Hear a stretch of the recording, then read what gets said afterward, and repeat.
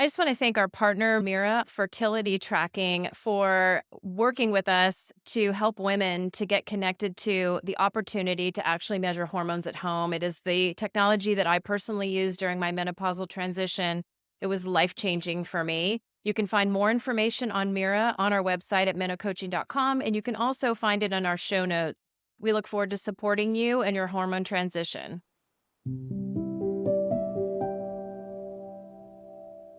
I actually prefer when the doctors are heavily involved because it makes my job easier, and it's always better to have two minds. And then the third part of this is that having the patient involved. We call it the triad of pharmacist, doctor, and patient. The three together, really, you get the best outcome that way.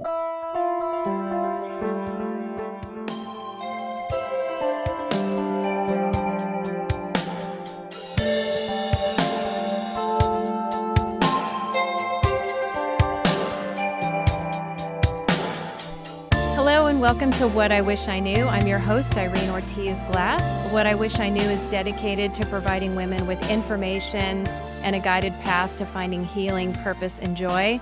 It is to also give women power and permission to go inward during this time of perimenopause and menopause, to find their inner compass, and to actively make changes that will allow them to thrive during this period of time in their lives. In this season, we will be focused on the issues surrounding the menopause transition, and I will be sharing what I wish I knew. Just as a disclaimer, this does not displace you working with a physician and a doctor of your choice around these issues. This is simply information only. Today, I'm very excited to have Ali Rezaei with us today. He is a compounding pharmacist, a doctor of pharmacy. He is the founder and owner of King's Pharmacy and works in the community in Orange County. He is, somebody I've worked with personally. He consults with physicians and patients on medication dosages, on drug interactions, medical equipment, disease management, and the side effects of these hormones and over-the-counter medication. He dispenses and compounds over 500 prescriptions weekly. So it is just such an important topic today. We're going to be focused on bioidentical hormones and testing. What do we need to be thinking about when we go down the road of getting into hormone therapy? And what do we need to be testing for to find balance? So it's just great to have you here, Ali. You've helped me, in my own personal life so much at King's Pharmacy. I think I've worked with you now over 15 years and have been so blessed by what you've provided for me in my own body. Maybe tell us a little bit about how and why did you become a pharmacist and how did you get into compounding pharmacy? Well, it's interesting. My mom actually is a pharmacist. She graduated from USC School of Pharmacy in 1994. And being exposed to that at such a young age, I kind of saw some of the benefits of being a pharmacist and how much freedom you have and time you have to spend with patients. And when she came out of school, she gravitated towards becoming a compounding pharmacist. And when I got out of school, I joined her for a brief stint, about a year. And I just really, really enjoyed being a pharmacist, but more importantly, a compounding pharmacist, because I was able to customize medications for patients, like yourself. Because no two patients are alike, and it's just a proper recipe. You're given certain details, certain variables, and you got to take that all in, blend it together, and give you the perfect smoothie, so to speak. Yeah, for And sure. it's all about customization, and I like customizing. I like building. That's kind of why I gravitated towards that. Obviously, my mom was a huge factor. Very inspirational woman, taught me a lot about what I know and patient care, and spending the time to listen more and talk less, which I think is key as a pharmacist. And are you of the belief that we should be looking at labs and symptoms or more symptoms versus labs? Like, what's your take on that? I think the subjective and the objective symptoms and labs together should be used in order to paint the best picture. And in the world of laboratory testing, blood testing, saliva testing, there's so many different companies. Who do you go with? And it can be overwhelming and confusing. I always say more information is always better. If someone goes out and gets blood work done and they feel like, what, the picture's not properly painted. Well, at that point, they can go on and get saliva and see if that can help clarify some of the questions that both the provider and the patient may have. I do believe the most amount of information you can get from laboratory testing, or even just doing a proper medical history with the patient, will give you the best outcome, because a lot of times things are overlooked. Some of my providers that I've worked with over the years spend 30, 45 minutes getting a proper medical history, from, familial cancers, mother's side, father's side, sister, aunt. When did your symptoms start? How did they start? Was it a surgical menopause? Was it a natural menopause? At what age? What is the trend in your family? These things all help paint that picture. And that makes our job easier. Yeah. Ultimately. Otherwise, we're shooting in the dark if we don't know these things. Yeah. So when you're thinking about testing and you're going through perimenopause and then into menopause, what should we be testing for? What levels should we be even looking at? Because I know, some people believe that it's just the hormones. Other people believe it's adrenals and thyroid. And, we sort of like to look at the whole system. What is your point of view on that? I always say that in every scenario, it's always best to start off with the basic hormones: estrogen, progesterone, testosterone, thyroid, DHEA, FSH, LH. You can get into even more details as far as the types of estrone in salivary testing. But I think estrogen, progesterone, and the big players, you should start off with those as well first, as well as a proper, doing a complete blood culture, cholesterol, blood glucose, and seeing how those levels also are, because that can also play into, overall wellness.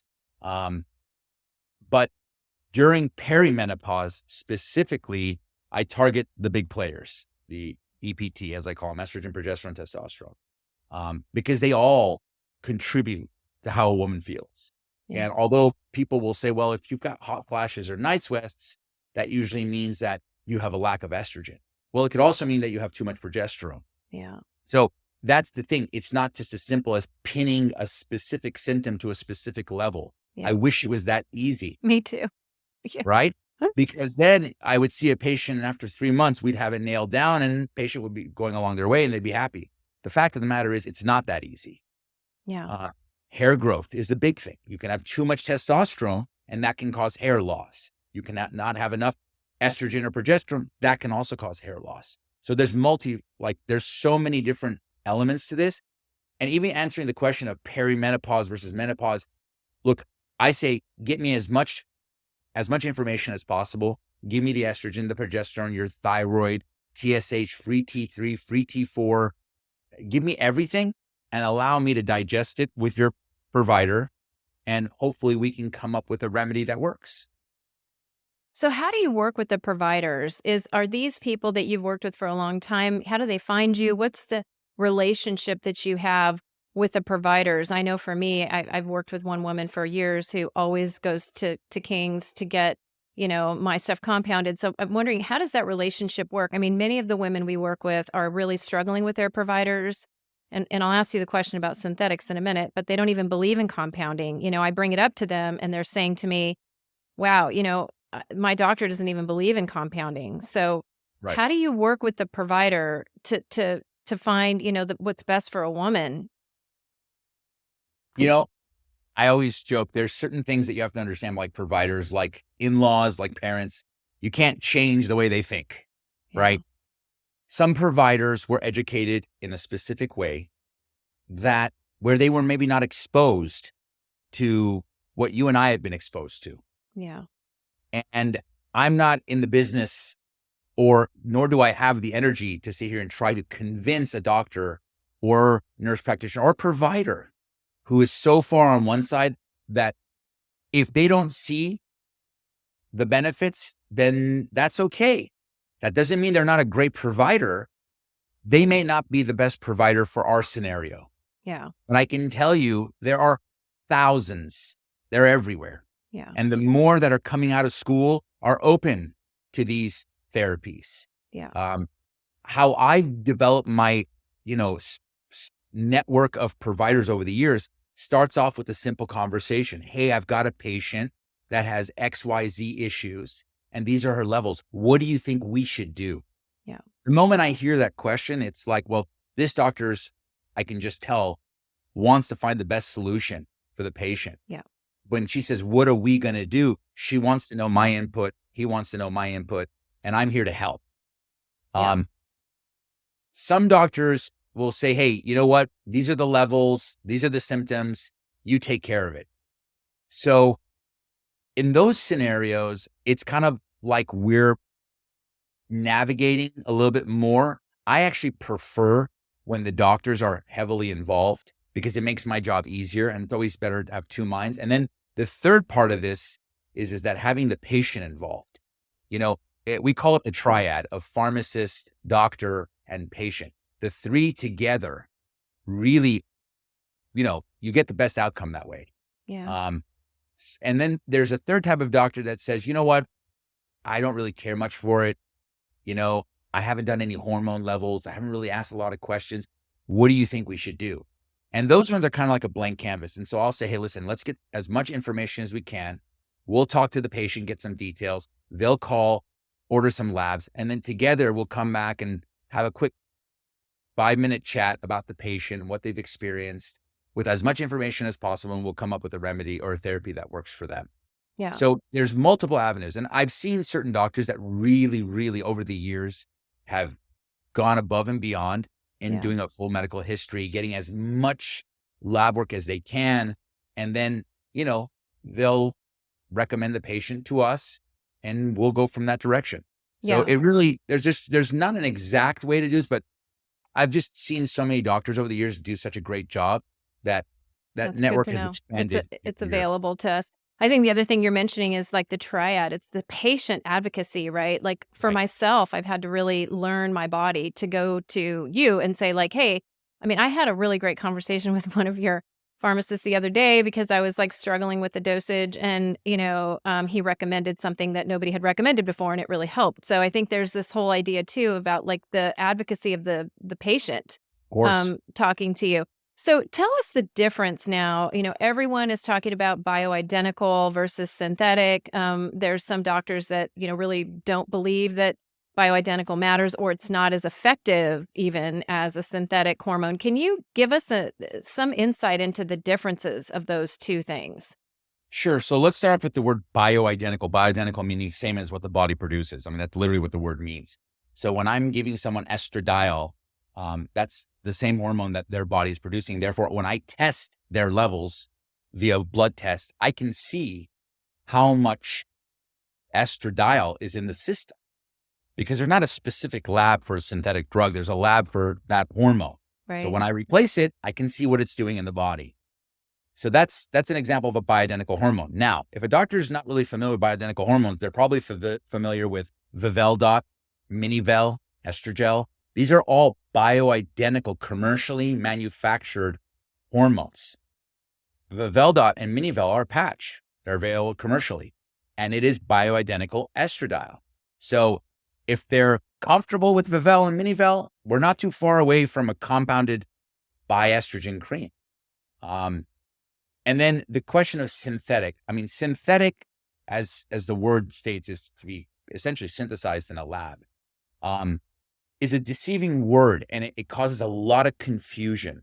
I want to make sure that when I compare natural versus synthetic, natural literally means it comes out of the ground, comes out of the earth, and we just grind it up and give it, and there's no alterations made once at all. Whereas a synthetic hormone is something that we have to obviously alter in some way, shape, or form. We have to adjust it so that it's chemically identical. So there are bioidentical hormones that are made in a lab and they're synthesized. So I try not to use the word synthetic. Now, there are some types of hormones that are not bioidentical. Right. For example, Premarin is a conjugated equine estrogen. That's not a hormone that we produce. And we're not able to measure it in the body. We can see the effects We can see what it does to the symptoms. It could possibly alleviate hot flashes and night sweats, but it also has some other side effects that some patients really don't care for. So that's what a synthetic is. Another synthetic hormone would be Provera, which is a medroxyprogesterone acetate. That's not bioidentical. Our body does not produce that. And if you look at the warning label, for example, for Provera, it says contraindicated in pregnancy. Now, the bioidentical version, I don't want to say version, but it's, let's call it its bioidentical cousin, would be progesterone. Right. Progesterone is actually used in pregnancy. The literal word of progesterone means to promote gestation, to promote birth. So that is a bioidentical hormone that I can measure. OBGYNs will actually measure a progesterone level in the first trimester of a woman's pregnancy to see if that level is high or low. And in some cases, we will supplement them with progesterone suppositories or a commercially available drug like Crenone to help boost that progesterone level to help promote gestation. So bioidentical is something that is the same as what the body produces. Synthetic is a term that I don't use as much anymore, but really I stick to bioidentical. That's really what it comes down to. I give you what you are already producing and I replace. Yeah. I'm not substituting here. Yeah. That's the key. Yeah. And do you find that women's bodies are more receptive to that because they're, their body's feeling like it's what they sort of know? Like in my instance, I don't have ovaries, so I'm reliant on the hormones to give me what is close to what I would be getting if I could make them. In the case of, let's say, a diabetic patient who no longer produces insulin, Yeah. I would give them insulin at the end stage of their diabetes. Yeah. And I don't want to say end stage, but when they've gotten to the point where they're dependent or like a type 1 diabetic needs insulin, I wouldn't give them a different version of insulin. I would give them insulin because ultimately that's the hormone that we know in your body that's going to do A, B, and C. Yeah. Sometimes when you give these synthetic hormones, like let's just call it, Premarin or Provera, it's hard for me to know. I mean, we have evidence and we've seen studies, but it's really hard to gauge how the woman's going to respond to it. Yeah. Whereas if I give her estradiol and progesterone, I know that at some point in her life, her estrogen level was here and her progesterone level was here. So theoretically, I should know how she's going to respond. Yeah. And I got to stay within those parameters as far as labs go as well. Yeah, what you can measure. So the other question that, we're asked all the time is, okay, what are the delivery options? So I had this crazy experience, which, I don't know if I'm unique. I always feel like I am in some ways with this experience, but I had started with a patch that was not Vividel. It was something different. It was a non-branded generic patch, and I was having horrible fluctuations on it. And then my NAMS doctor suggested, try the Vividot branded patch. You may have a better response, right? And so I was like night and day for me. I had a whole different experience after that. I know other people take, Biest or creams, or they take, different forms. What are the delivery methods? What options do women have? And is there one that's better than another? Well, in the world of estrogen, I always say, in my opinion, just based off evidence and decreasing the risk of clotting and so forth, topical administration of estrogens is always better. That's what I believe. That's what the evidence shows. Oral estrogens in general are not used to the same degree as topical estrogens anymore, at least in our practice. Yeah. Vivel brand versus Vivel generic. I've seen so many cases of where a generic manufacturer's estrogen for some reason causes one outcome, but its branded counterpart gives a better outcome. Yeah. Where the patient, and that could be an issue of quality control, nothing that we have anything to do with. Yeah. That just has to do with manufacturing. Sure. That's something that should realistically be handled by the FDA. So as far as there is no best, but as far as estrogen goes, I love topical for my patients. Creams, gels, patches in this case, which we don't make, are fantastic avenues. In the world of compounding, we have so many options as far as dosing goes. We can go up, down in small increments if we need to. We put things in a click system so that if someone wants to go up based on their provider's recommendation, they can. 1 click, 2 clicks, 3 clicks, whatever they need. And they rub it in and it goes away. I mean, it disappears. A patch, although is convenient because it's twice a week or once a week, depending on the patch. It can be uncomfortable for some patients. They have to leave it there, and they may not want to, although most of the times it's discreet. Progesterone, one of the things that I like oral versus topical is that oral, I've seen, and because of some of its through the metabolic pathway of progesterone when taken orally, because it goes through the liver. Sure. You get 4-allopregnanolone, which is has a similar structure has a kind of GABA effects, and it can cause drowsiness. So you see, as with oral progesterone, more so than topical, you still see it with topical, you get some drowsiness, which why a lot of providers will say, hey, I want you to take an oral progesterone capsule at bedtime to help you fall asleep. So that's one of the side effects that a lot of my female patients who are going through perimenopause and menopause actually want. They want to sleep better, because that's one of the things, unfortunately, when you're perimenopausal, menopausal, postmenopausal woman, you suffer. Sleep is one of the first things that gets affected. Yeah. Is that the progesterone loss or estrogen or both, do you think? So I've always learned that falling asleep is a progesterone issue. Yeah. Staying asleep is an estrogen issue. Yeah. So again, it's an intricate balance, and not having too much testosterone is also beneficial for your sleep. You have too much testosterone, you're going to be wired. It's not something you want. So keeping testosterone within that range, blood levels typically between 2 and 45, that's a sweet spot that I like to be in. I like to be not too high on the end of norm. Yeah. Somewhere more towards the middle to high. And then estrogen, progesterone, all of them all contribute. Too much thyroid, that can also affect, how late you take your thyroid, how late you take your testosterone, how early you take your progesterone. So even the time of taking these medications can affect the outcome. Interesting. But, That's so interesting. What about real quick thyroid? I've been on compounded thyroid for my whole life. And only one other time was taking an alternative that didn't work for me. Do you find that women move over to a compounded thyroid and have a different level of success? Like, I know that's a big topic for a lot of the women who come to us who are taking Synthroid and other things and feeling like they're not, managing well. Thyroid is a very touchy subject because, and I hate to say this, but compounded thyroids has its shortcomings, but it also can be beneficial for those patients who are not responsive to Armour and Synthroid and so forth.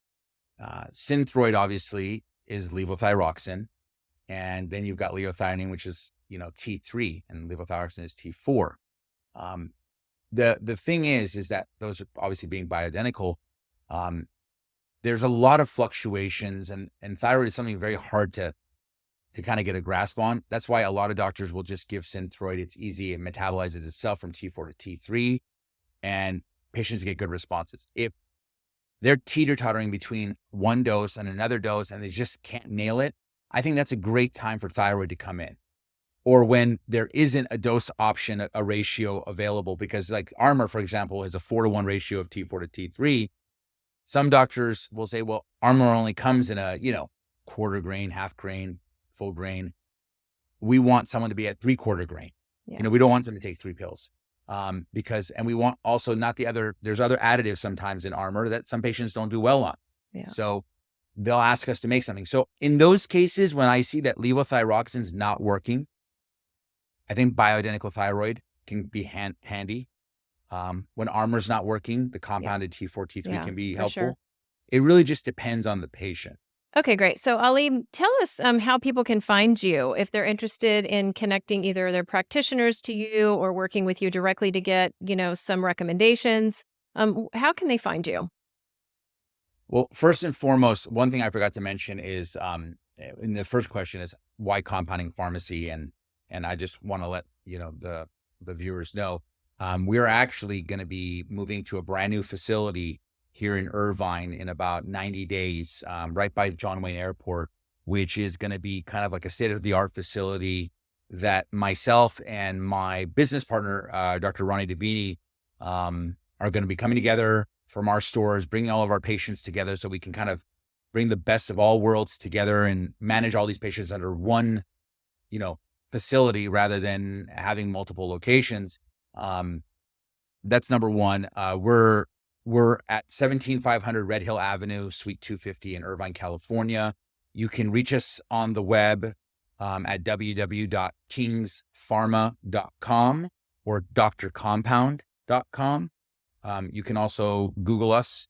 We're available at both of our locations currently in Newport Beach and Irvine. And we're here to help in any which way we can.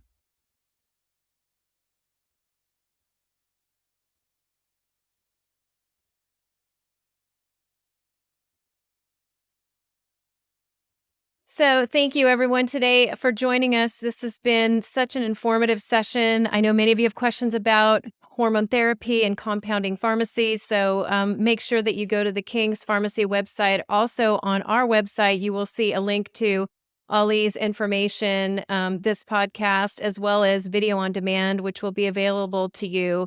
If you so desire to get additional coaching and assistance, we do have coaches available on menocoaching.com. As well as a lot of other resources. So please make sure and leave your feedback on these podcasts, as it really helps us to get the word out and educate others. Thanks so much for being with us today. Thank you so much for having us. What I Wish I Knew is produced and distributed by EIQ Media Group, LLC. Elevate your emotional IQ with podcasts and content focused on leadership, mental health, spirituality, women's health, overcoming adversity, and more.